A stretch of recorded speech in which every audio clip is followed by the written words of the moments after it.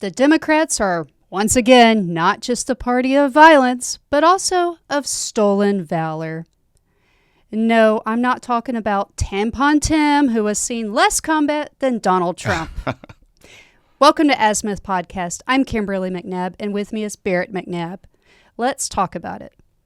So the Maryland governor, a Democrat darling called Wes Moore, calls it an honest mistake that he regrets not correcting. But what's this honest mistake that he's talking about? He only coughed up after getting caught in a lie after campaigning and winning on it. He claimed to be a Bronze Star recipient. Now, this really was interesting because in 2006, in a application to do a White House fellowship, which is extremely, obviously, very prestigious, he claimed to have been awarded a Bronze Star medal for his service in Afghanistan. And it really is just this 2 years after this campaign controversy, New York Times published, the story, and it's now come out. Now, here's the biggest thing.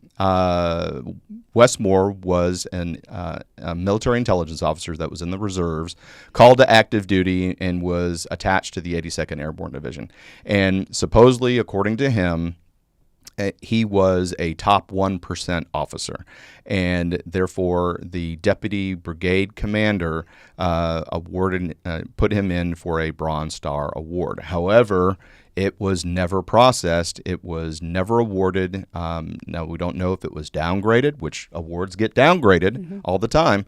But here is an issue where, having and saying something on your resume and not actually backing it up with actual awards, it basically comes down to stolen valor. The thing that I think he's trying to say is that, it was an honest mistake. But again, when you don't have something and you fill it out. Now, he says he was encouraged. He was encouraged by this deputy brigade commander. Go ahead and throw it on there. We've put you in for it, and you'll eventually have it, and you need to wear it. When you're in the White House and things like that. But being put in for an award, again, it's very, very clear. Being put in for an award does not mean you have been awarded that medal. Yeah, like everything else in the military, it has to process. And, of course, there's the classic saying, don't count your chickens before the eggs hatch. Yeah. Especially on the national stage, people. Yeah, exactly. So let me give you kind of an example of how an award would work, right? So when I was a military advisor in Afghanistan, there was an ambush that occurred, and 40 Afghan soldiers stopped in a kill zone for an ambush on a road, and 16 of the 40 were killed in the very first volley of automatic rifle fire, and they were pinned down, and soldiers were dying by the minute. And we got alerted that one of our platoons that we were embedded with, it was 16 Americans embedded in a Afghanistan Kandak, which is a battalion equivalent, so 650 Afghan soldiers. And we got they went on their own patrol. They didn't take a military advisor with them, so communications were a little rough. But we got the word that they were pinned down, and that we had 16 KA and multiple wounded. So we launched with the rest of the battalion. I did a quick con-op and a quick maneuver action plan and op order. And as we got to the road, the battalion deployed into a wadi system, and a wadi is kind of like a creek bed, right? So it doesn't have any water in it, but it's like a trench system, or if you're in Kentucky and you go into a creek that's been dried up, that's what it basically is. And nighttime was starting to come down, and the Afghan soldiers didn't have any night vision goggles, and so what I asked the battalion commander, the Kandak commander, to pull everybody back and I volunteered to move forward with 3 Americans. I was one of the Americans, so 2 other Americans in an up-armored Humvee and 2 interpreters, and made the decision to move forward of the Kandak. So it was 3 Americans, 2 translators, forward of the 650-man Afghan Kandak. So it was a master sergeant who was driving. It was a captain who was in the turret of the 240 machine gun gunner's hatch, and then I was in the commander's TC seat, guiding where we needed to go. At the time, I was the second in command of the military task force of military advisors. I was the executive officer, mentor, the operations officer, mentor, and the intelligence officer, mentor. So I was mentoring two majors and a captain, and I was a captain myself. So I moved forward, and we dismounted the 240 out of the turret, and we came under contact and returned fire on the remnants of the people that were doing the ambush. Now, one of the things that happened, again, we had such a small element that it was hard for us to press the attack. We were obviously using our night vision goggles in order to see the people, the enemy, the Taliban, and we were able to use our infrared lasers to mark the targets. Now, we had called in a troops in contact, or a TIC, and there was a Danish, I want to say it was an F-16 that was deployed. It could have been an F-15, but I think it was an F-16. Anyway, it dropped a JDAM. We gave the grid coordinates where the enemy were retrograding from through this Wadi system. And the Danish pilot loaded the coordinates into the JDAM and dropped it and missed, which that's not supposed to happen. So we said, look, you missed. You needed to do a repeat on this target. And this is how accurate JDAMs are. How accurate. Because he missed again, but he hit the exact same spot. So I mean, you look, you missed twice. Well, that means you probably inputted the coordinates incorrectly 2 times. Can't blame the machine. You can't blame the machine. It went exactly where you told it to go. So anyway, as we were under fire from the Taliban, we were illuminating the targets with our infrared lasers, and the Danish pilot actually was doing gun runs from their nose-mounted cannon into the Wadi system to suppress the enemy. Now, at the same time, a Special Forces A team was launched from a nearby fire base and came in, and they had some Afghan soldiers that were embedded with them as well. But it was a Green Beret A team led by a captain and had a warrant officer as second in command. And so they come in, and we had worked with them before. They were a cool team. I was cool with a lot of the members, but it was very interesting as they were trying to navigate through the trees with all of their vehicles. They were yelling at each other and spending a lot of time like, no, back up, and go left, go right. So I walked up to them because you could tell where they were just because of all the noise they were making. And I went up to the team leader and I said, good God, the quiet professionals you ain't. Now, the warrant officer looked very sheepish. That's their motto, the quiet professionals. And so, just to kind of give them a little bit of a ribbing that they were being so loud in trying to get into position. And so anyway, I explained where they were. And one of the 18 Bravos, or the weapons sergeant, was hip firing a 60mm mortar system into the direction. So I ran back to where we were at, our fighting position, and I noticed these mortars were not going into the Wadi system. They were actually impacting and being walked in on my position, on the Americans' position.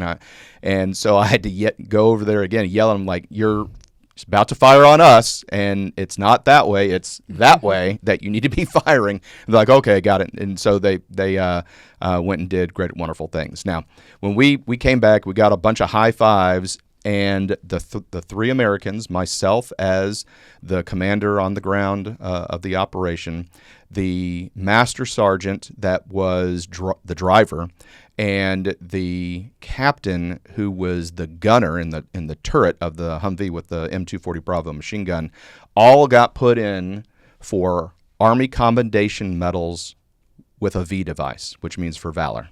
So Army Commendation for Valor. So ARCOM V. Okay. So anyway, we all got put in for the same award, and I got to see the form as it came up. My the commander of my military advisor unit was a major, and he's the one that put me in for the award. And my brigade commander, said, "Look, this was," and I'll put a screenshot of what the comments were right here. But it was, he maneuvering in the dark, under fire, took extreme guts, valor. The commander of the Regional Command South also said extreme guts, recommend award. So anyway, here's what happened. Out of the three people that were put in for an ARCOM with V device, only one of us got it. Only one of us got it, right? So the master sergeant was approved for an ARCOM V. He got it. Mine was downgraded from an ARCOM V to an ARCOM, right? So without valor. And also the captain who was the gunner, who was the most exposed, his was denied in its entirety.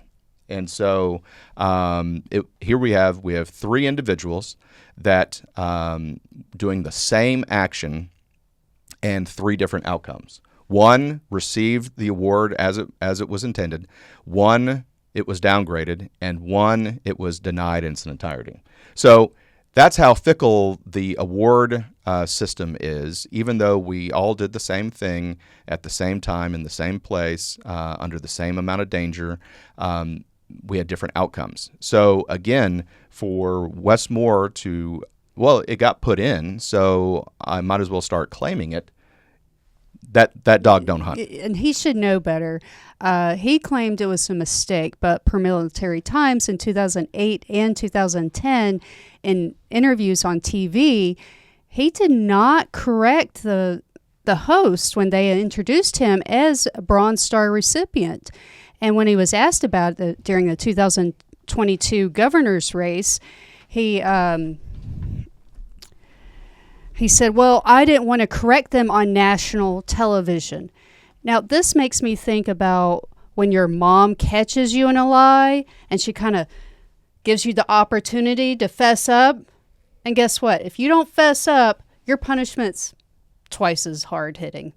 Yeah, I agree. I mean, this is one of those things that, as reports like this happen, it seems as though there's a lot of Democrats that this is really kind of happening to a lot. So, I mean, Tim Walz, who, falsely claimed that he retired as a command sergeant major, when in reality he retired as a master sergeant. So one rank down, right? And the White House campaign, Kamala's campaign website had to make that retraction that he achieved the rank of command sergeant major, and then did not reference what he actually retired at. But also he had the big controversy of weapons in war that he carried in war. And there's actually another video that has come out where he's talking about combat in Afghanistan, and he never deployed, right?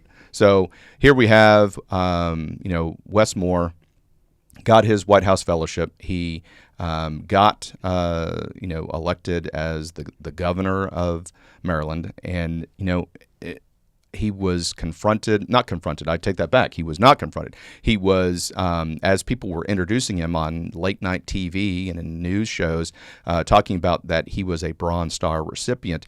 He had an opportunity to say, again, hey, just to let you know, I never was awarded that. And if he had corrected them, it would have been like, oh, I'm sorry. Yeah, I mean, because you could have said, well, I was put in for one and I didn't get it. Now, because being put in for an award, that's an honor all on its own. Yeah, that means someone in charge of you, or who was there to witness it, thought well enough of you to fill in some paperwork. Right. Yeah. So, I mean, he should have just corrected the record a long time ago. Correcting the record after the New York Times does a article about it is not the right time to say, oh, yep, you caught me, and now I'll come clean. Coming clean of your own accord is the honorable thing to do. But anyway, to Wes Moore out there, in case he wants to know, this is what Bronze Stars look like. And I happen to have two of them. I earned one in Iraq and one in Afghanistan for other actions other than the ARCOM V. But, someday maybe he'll get one, maybe he won't. But in the meantime, Wes, here's what they look like. So thank you for tuning in to Azimuth Podcast, and please stay tuned after these messages. Hi, everyone. Thank you for listening. If you enjoy our show with all the stories we share, we would love your support. And it's as easy as clicking that subscribe or follow button. This will ensure you never miss an episode and keeps us bringing you these important stories. Your support makes a huge difference. Thank you so much for being part of our podcast family. Thanks, and keep tuning in. So we've all heard about you have ants in your pants, but bombs? It looks like Israel just hit Hezbollah below the belt with exploding pagers and radios. Let's talk about it on Azimuth Podcast. I'm Kimberly McNabb, and with me is my husband, Barrett McNabb. Thanks, Kimberly. This is so absolutely incredible. It looks to be a clandestine operation that was probably at least a year in the making. Now, Israel hasn't said anything, but this looks to be the work of the Israeli Mossad. But who are they? But first, please hit that like and subscribe button if you like in-depth coverage breaking the current events like this. It doesn't cost you anything, but it really helps us out. We're a small channel trying to grow, and this will make sure that we reach a greater audience. We cover a lot of cool content that you'll probably want to hear about, so make sure you leave a comment below on what you would like us to cover. But back to the Mossad. Simply, they are Israel's foreign intelligence agency, broadly the equivalent of America's CIA or Britain's MI6, but with a much wider responsibility. Remember, the FBI and MI5 are the internal security for the United States and Britain, but I don't think Israel has an equivalent. But their Mossad is responsible for external threats. They were founded in 1949, just after Israel became a state. Its official title is pretty cool, is the Central Institute for Intelligence and Special Operations. It literally kind of just like spells the name out. Officially, it has three functions: oversees intelligence gathering, analysis, and covert operations. But in practice, its concern also extends to forging little publicized relations with Israel's Arab neighbors. There's a lot of friendly Arab neighbors. Jordan is one of them, as well as recently with the Abraham Accords, Saudi Arabia and UAE, which Trump was responsible for. So they do have some friends in the area, but it's pretty much a pretty rough block, honestly. Its current director, David Barnena, has been closely involved with the negotiations for the release of Hamas hostages while working with Egypt and Qatar. But it is Mossad's covert operations that have gained it the most notoriety. After the 1972 massacre of Israeli athletes at the Munich Olympics, Mossad operatives hunted down and killed everyone responsible. And if you haven't seen it, the movie Munich is about that very operation. A super cool movie. But before that, a Mossad team kidnapped Nazi war criminal Adolf Eichmann in Argentina and brought him to Israel for trial and execution. But more recently, the agency appears to have thoroughly penetrated Iranian security, allowing its agents there to assassinate a number of nuclear scientists. And in July, the Hamas political leader Ismail Haniyeh in a Tehran guest house. It reportedly has a $3 billion annual budget, employs around 7,000 men and women, and is one of 3 spy agencies in Israel. Yeah, it's really interesting. They were also responsible for the Stuxnet virus that was input into the Iranian machines that were trying to make uranium very pure, the centrifuges. And so what it did is it spun up the centrifuges and made them all burn out. And so that was a pretty cool, thing that Mossad did with hacking those centrifuges as well. So they're multifaceted. They're definitely multifaceted. But this whole pager thing reminded me of the 2009 movie Law Abiding Citizen with Gerard Butler and Jamie Foxx, where Butler's character creates inventive mechanical ways to kill people for the CIA. And the movie has a scene where he places explosives in a cell phone to detonate a targeted explosion into the head of the person making the call. So when this happened, I was like, "Oh man, this is straight out of Law Abiding Citizen." So how did all of this work with the pagers and radios? Yeah, so apparently Hezbollah ordered pagers from a Taiwanese company called Gold Apollo. And honestly, Gold Apollo has come out. They've issued a statement. They had nothing to do with manufacturing these pagers, as because they licensed out the technology and the manufacturing process to a Hungarian company called BAC Consulting Kft. And so they said, look, we had nothing to do with the manufacturing of this. This was a company that's based in Budapest in Hungary. And, we didn't have any, not us, not it, right? But about 4,000 pagers had the explosives inserted during the manufacturing process. And once they were delivered and spread across the Hezbollah communications network, a code word was transmitted and the explosives went off. So far, about 12 people have been killed and several thousand have been injured, including multiple amputations. And obviously, here, insert the penis jokes, but a lot of sexual amputations as well, because people keep their pagers kind of in their pocket. Well, those are people I don't exactly want reproducing. Yeah, exactly. So what are the ways that Israel could have known about the pager order? Yeah, that is the question of the century. As you may know, I'm a criminal justice major, and so I specialized in police science and law enforcement. And I had an amazing opportunity to attend a lecture by Interpol, and it was surrounded money laundering. And so when I became a foreign area officer and was in my in-region training within North Africa and the Middle East, I kind of focused on money laundering as my go-to. There were other FAO trainees that were with me, and they were focusing on human trafficking and things like that. But I really wanted to focus on the money, because that's really where you can collect a lot of intelligence. Follow the money, is a common theme, even in movies, follow the money. And so I really wanted to find out more about how the money laundering was going from the Iranian Republican Guard through Beirut banks in Lebanon, and then down into Hezbollah, and then further on into Hamas as well.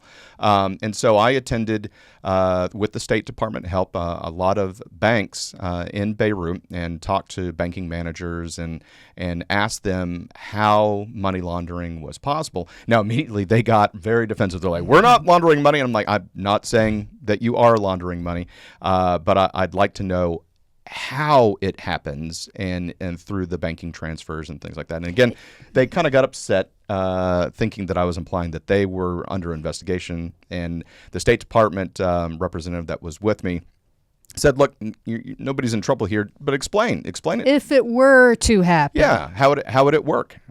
So, one of the things that I learned about in the Interpol seminar in international money laundering were the Hawala networks. And honestly, this is, a way that money laundering is still sent today. It has gotten upgraded over the years, especially post 9/11.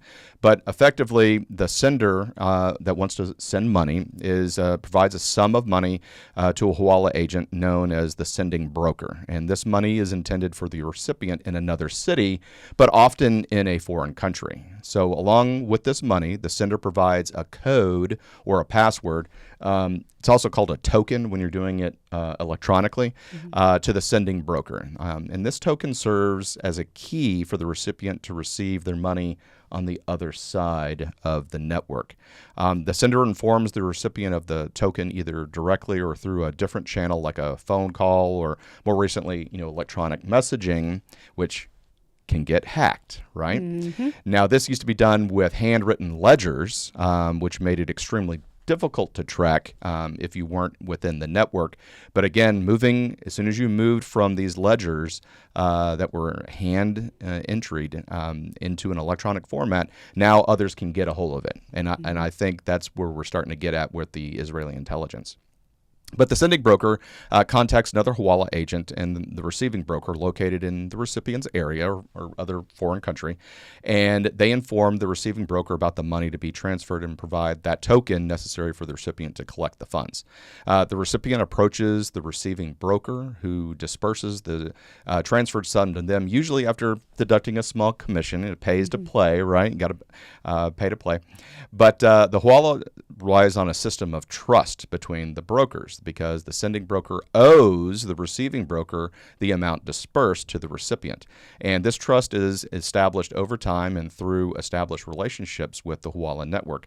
And despite the absence of formal documentation, Hezbollah transactions heavily depend on that reputation and the reliability of the brokers involved. So it comes down to an integrity issue.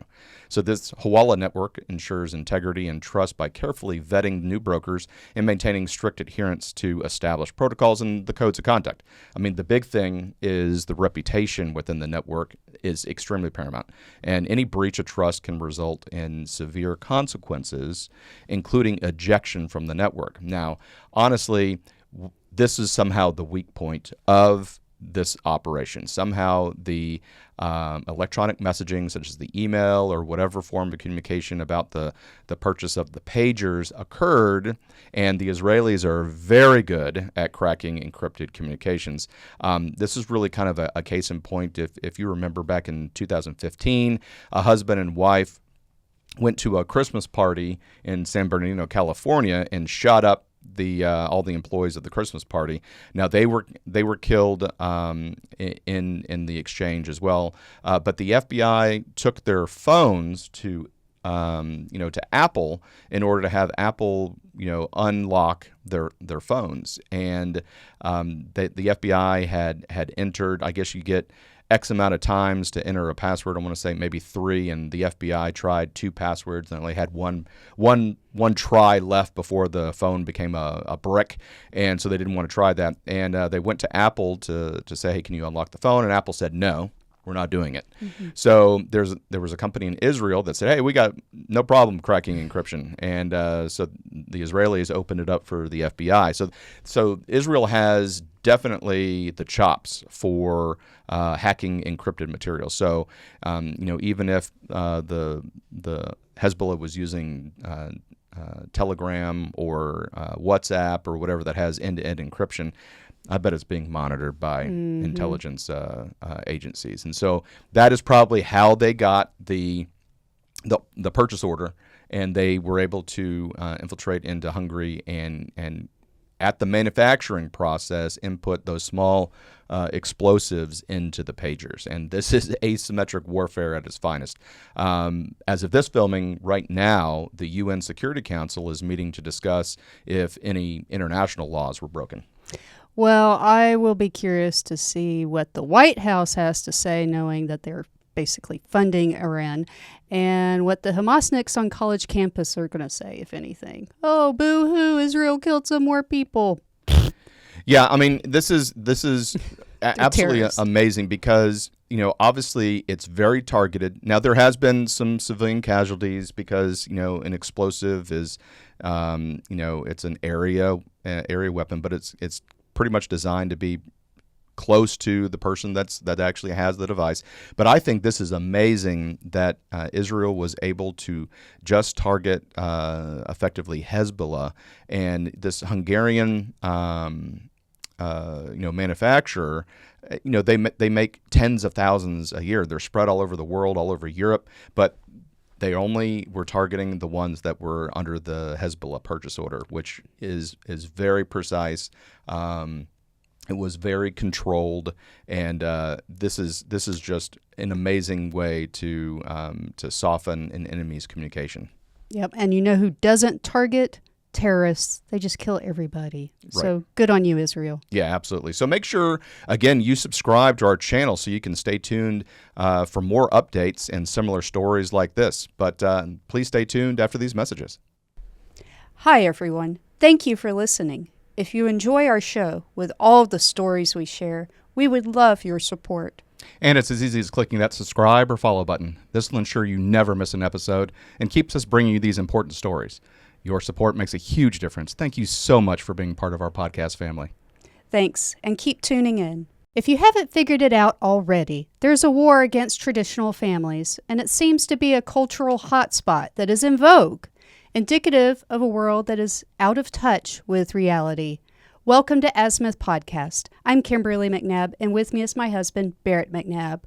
So we have What is a Woman, the Vermont Department of Health telling parents to not refer to their sons and daughters as sons and daughters, the attacks on the family. I mean, there are thruples out there. There are states like Minnesota and California that will take your children away from you if you don't agree to trans them. I mean, we really need to stay in touch with reality, and the best sources for that are religion and family. Yeah, I couldn't agree more, Kimberly. I mean, go ahead, and we have a couple of links that we'll put up there for videos that we've made about the Vermont saying that you needed to replace son and daughter with child or kid in order to make sure that you don't offend anybody, and also, you know, the ridiculous other changes that we're recommending to just kind of water down the family unit, right? And with this watering down and this just culture of tearing down the traditional family unit it's just what's hot right now. I mean, watering down reality. Watering down reality. I mean, you have Hillary Clinton, famously saying it takes a village to raise a child. I mean, ultimately, the Democrats want to just kill the family unit and become part of the hive mind. The collective, as the Marxists like to say. Yeah, exactly. So I mean, you know, when you talk about Elon Musk, he calls it the woke hive mind virus, and that is just really what it is to eliminate the ability for parents to have an impact on their child's life, which is their job. Mm-hmm. That's your job. I mean, it should be the touchstone of reality. Exactly. I mean, whenever you hear people say that parents raise children, I usually will correct them and say, parents don't raise children. Parents raise adults. Mm-hmm. That's what it is. You raise your child to become a proper member of society and an adult with values and morals and hard work and strength and perseverance and really resilience and get those people to be active, productive members in society. Well, we need to understand that attacks on reality have been going on for a long time, not just the recent What's a Woman and don't call your son or daughter a daughter. Right. We came across this article in the National Review, and basically it's if you read to your kids, you're unfairly disadvantaging others. Right? I mean, give me a break.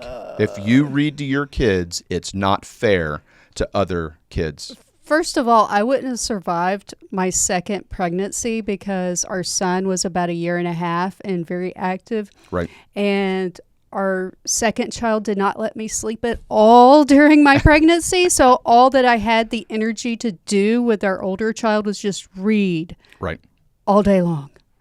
Yeah. I mean, you know, Adam Swift of the University of Warwick in England, here we go again, England, right, does admit that it's in the child's interest to be parented. However, he's flirted with abolishing the family to solve social justice problems. I just want to Make sure that you understand, again, this is a leftist saying that we need to abolish the family in order to solve social justice, right?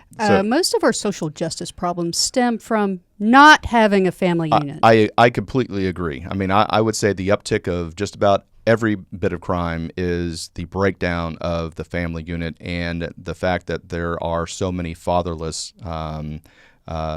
children and family units. Family holds you accountable. I remember during the BLM riots, Right. There was the mom that emerged from the crowd. It's like cars on top of each other, and she finds her son. She starts hitting him out in public. I'm like, yes, yes, get him. Exactly. I mean, we did a whole video on fatherlessness and the effect it has on children, and we'll put a link to it up here as well. But I mean, even President Obama said the number one issue confronting black youth was a lack of a father in the household. Yet when Larry Elder says it, he's the black face of white supremacy. Right. So I mean, go figure. but again. He's gone to say parents who read to their kids should be thinking about how they're unfairly disadvantaging other people's children. So, if so you should punish your children because other people don't parent their children. Make that make sense. Right. I mean, reading to your child has been a public service announcement since I can remember. I remember even on PBS television commercials that say the number one thing that a parent should do is read to their child, and I don't see why you wouldn't read to your child. Is he saying that there's parents out there that just are too tired to do it, or they're working and the child doesn't get access to it, or just parents that just choose not to read to their child, and so other people should not read to their child as well? Yeah, I mean, it's like he's saying he doesn't want your child to learn to read or have much more difficulty learning to read, because if a kid sees you reading, they're more likely to take an interest in it. Right. And also there's so many stories that activate a child's imagination through reading. Mm-hmm. There are so many moral lessons that are taught to your child by reading, especially if it's the Bible or if it's Aesop's tales. A whole host of brave books, a whole host of books that teach moral lessons. Yeah, I mean, and so, I want to touch on, the imagination part as well. I was always an avid reader. I was always reading well above my grade level. Even in pre-K 4 and kindergarten, I was the best reader in the class. And when I was in high school, I would read 7 books at the same time. And it was just not because I wanted to see how many books I could read at the same time. It's just that I would read a chapter of one book and then put it down, read a chapter of another book, put it down, read a chapter. And I could keep all of the storylines straight in my head. And it allowed me to have a bunch of different subjects covered, whether it was some type of science fiction type book, or whether it was a Western, or whether it was, a magical book, or whether it was, one of my favorite authors in high school was Tom Clancy. So I loved the techno thriller books. Would people call you ADD today? I guess maybe I was ADD. I don't know, but I would read them and I just put them down and pick up the next one and just read a couple chapters at a time out of each one, and then I'd finish them all basically at the same time. And then I was always a big rereader of books. So one of my 2 favorite books was Battlefield Earth, written by L. Ron Hubbard. Now, please, I'm not a member of the Scientology cult, so don't go that. But I did like that book, Battlefield Earth. John Travolta did a movie with it.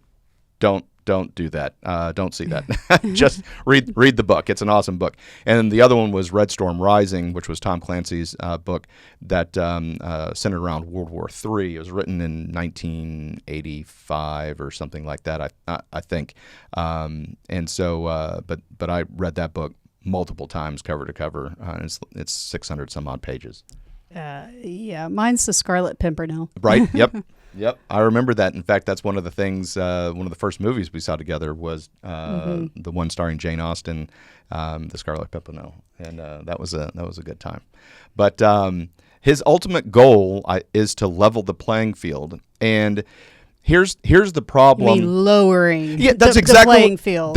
we must be married. That was exactly what I was going to say, is to level the playing field by lowering the playing field rather than having children rise up and everybody read. Well, yeah, have and your stop child reading. set the example, and guess what? To set an example for other people to aspire to, guess what? You are going to have to be a little bit higher, but recognize that's just that one thing, whatever it is, and don't parade it over people or rub their faces in it. Just set the example, and that's one reason why I hate the whole immigration thing that we're going through. Is we're lowering our standards. We're trying to become like the rest of the world, whereas we're supposed to be the shining hill. Right. Yeah. No. I mean, the biggest problem is rather than having a standard and raising people to reach the standard, which is what you should do, they're lowering the standard, and they, meaning the Department of Education and the teachers unions and leftist ideology, is lowering the standard so that everybody makes it across the finish line. And it just kind of reminds me of this problem of even in the military is when you're lowering standards, the quality of your product is lessened. And what if it we did bothers that me. with sports? I mean, you have people breaking these barriers all the time. I mean, like 40 years ago, I mean, you watch the gymnastics from 40, 50, 60 years ago, and you're like, my 5-year-old could do those gymnastics. Or, oh, someone ran a mile in 5.5 minutes. Big whoop. Now they're doing it in what, like 4 or Right. 3 something? It's just once someone breaks that barrier, then other people think it is humanly possible. And so you need to raise the standard, not level the playing field, or else you're going to have me running in the Olympics. Yeah. Well, I mean- good luck with that. I mean, imagine that. Imagine, the Olympic sport, and, in unity and in fairness, that in the 100-meter dash, the starting gun goes off, and then everybody walks at the same pace. If somebody starts to take a step back, they step forward ahead of somebody else. They gently get pushed back into line, and then everybody crosses the line at the same time. Who's going to show up to watch? Simone Biles. Hey, you're not allowed to do any of the cool stuff that you know how to do because it's not fair to the other gymnasts. And so you have to take out the 3 things that are named after you because you're the only human being on the planet that can do them. You're not allowed to do those anymore to make the sport more interesting and more fair so that everybody has a level playing field. Would that work out? I don't think so. No. And Now, you talk with your mom like every Sunday. yes. So, we like to emphasize the family unit, and just with all the craziness going around, I talk to my mom every Sunday. It kind of grounds me a little bit, like reminds me other people think like I do and have some of the same morals and ethics that I do. I'm not insane. COVID really separated a lot of people. One of my running partners, she got her kids vaccinated the second they let kids 5 and under do it, and I didn't sever that tie. She did. So kind of cleared a lot of friends out, that whole subject. So it's good to, and that's another reason why you got to talk to your family. You got to have those bonds. And it's biblical. It goes back since the dawn of time. That's why God structured us the way He did. In the book of Elijah, it says, turn the hearts of the children to the fathers and the fathers to the children. And Malachi 4:6 says, God says that if hearts are not turned this way, He will smite the earth with a curse. And I mean, I see a lot of smiting going on, just Right. the craziness going on in the world and in the news. You don't have to look very far. Yeah, I see. I mean, when people talk about this uptick in gun violence and crime, and what is it that has changed? And the left will say because there's There's more Too guns. many guns. Too many we don't have guns. enough gun laws. Of course, the person that made the latest assassination attempt on Trump was not supposed to have a gun. Right. So here, all the gun laws worked really well. This is the problem that the left fails to understand. Criminals commit crime because they don't follow the law, right? So if you make a law, the criminals are not going to follow it anyway. Yeah, cocaine's illegal too. Yeah, exactly. So to have the family unit lead, humans into selflessness and concern for future generations is really such a big problem. And I would say that it's the breakdown of the family unit or the attempted breakdown of the family unit and church. And church when we is don't the failure. Have a sense of obligation towards other people, we're just going to think about ourselves, and a society that leans to the self, to the individual, it develops chaos and a win-lose mentality of I want more than you and I'm going to take this, and no society can thrive that way. No, they certainly can't. So we wanted to make sure that we were able to bring you this culture hot flash of being that if you're reading to your children, then you are somehow just remembering to disadvantage all of the other people. So shame on you. Well, you know what? You're your child's parent. You're not other people's children. Every time someone in our kids' class gets something or says something that their parents let them do or don't do, I say, well, you know what? You're my child. God put me in charge of you. Right. It's not my job to parent other people's children. God told me to parent you. But I highly encourage, rather than everybody not get read to, I highly encourage you to read to your child more. And that will set them up for future academic success more than any other thing. And the earlier the child can read, the better they're going to do academically. It is just fact. It's not up for debate. And so by waiting until they're in first grade or second grade or third grade to read, it's going to be hard. It's going to be hard. It really is. But we saw this and we wanted to bring it to your attention. Please leave a comment below and tell us what you think the family unit should look like, what you think about reading to your child for all those parents out there. I mean, there's people that don't have children. That's absolutely fine. So we want to hear from your comments as well. But thank you for tuning in to Azimuth Podcast, and please stay tuned after these messages.